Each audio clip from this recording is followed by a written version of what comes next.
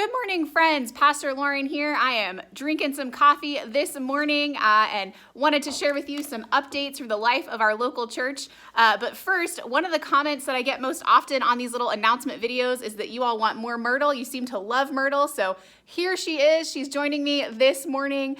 I'm not sure how long that's going to last. So Myrtle is great when she is getting all of the attention. She loves to be the center of attention. But me focusing on anything other than her is her least favorite thing. So we will see how long she lasts. But for right now, she's joining me this morning. So friends, today, first thing I want to say is I can't believe that it is June. I feel like time has been a weird thing these last couple of weeks. In some ways, it seems like we were just celebrating Christmas together. And in other ways, it seems like it's been 4 years since I've last seen your face in person. But I do have a couple of announcements that I want to share with you about some things going on in the life of the church in the next couple of weeks or so. So first, thank you to everybody who's filled out our survey. We are really grateful for all of your responses and feedback. Thank you, thank you, thank you.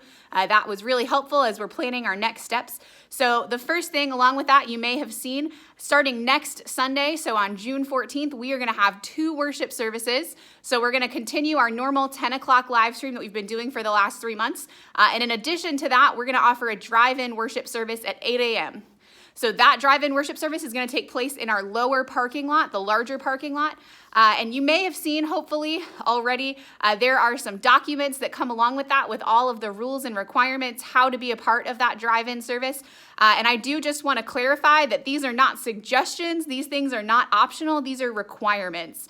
So Culpeper United Methodist Church is a part of the Virginia Annual Conference. And as such, as a connectional church, we are accountable to that conference leadership. The bishop, who is one of Pastor John and my bosses, she and her team have put together these requirements for doing these things, and it is imperative that we follow all of them. So maybe you're a little overwhelmed looking at some of those requirements. You're not sure what's what. Maybe your mind starts to spin a little bit looking at some of this stuff.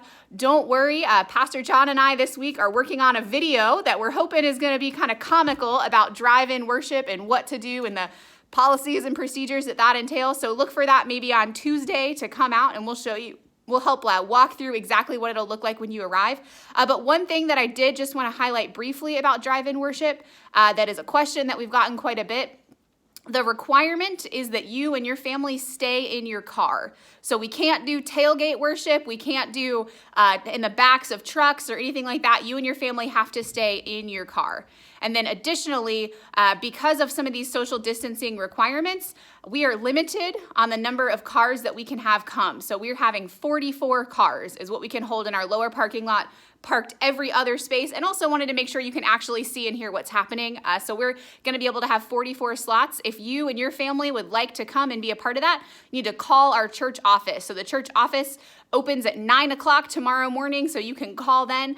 Maybe you're wondering, what happens if I'm car number 45? What will that mean? Well, what's going to happen then is that you will be first on the list for the next week. So we're understanding that there may be more than 44 cars that want to come and be a part of it, and we're trying to make it as fair as possible. But again, safety is important to us. So as much as it's difficult to say, sorry, we can't have 45 cars come and be a part of this, we're really valuing safety in this time as well. So again, there's more information coming about that, but given that there's been so many questions, I did want to take a few minutes and talk about that this morning. The other announcement that I have that I want to share with you is one of the things additionally, in addition to this pandemic that we've been talking about quite a bit over the last number of weeks, in the last maybe 2 weeks or so in particular, the sin of racism has come up quite a bit in our world and in the life of our church as well. And one of the things that I have been wrestling with as one of your pastors is, what can we do about this? What's one step that we could make? So one of the things that I'm excited about is starting not this Wednesday, but the following Wednesday. I believe that'll be the 17th. I know my days of the week by Sundays. So I know, 14th is a Sunday, so I believe it'll be the 17th. From 6:30 to 7:30, I'm going to be leading a book study. And the book that we're going to be reading together is called White Fragility. So this is the picture of the cover of the book. And this is a book that I read earlier this year at the recommendation of a pastor friend of mine, at Beth Given's recommendation. And this book is incredible.